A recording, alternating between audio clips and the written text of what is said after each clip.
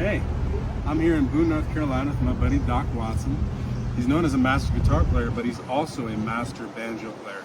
He plays clawhammer banjo mostly with upstrokes, which looks and sounds like this.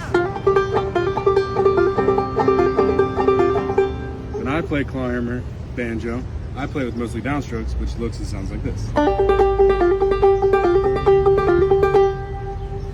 So in honor of Doc Watson, here is Frosty Mornin' in the style of Doc Watson with those upstrokes on the clawhammer banjo.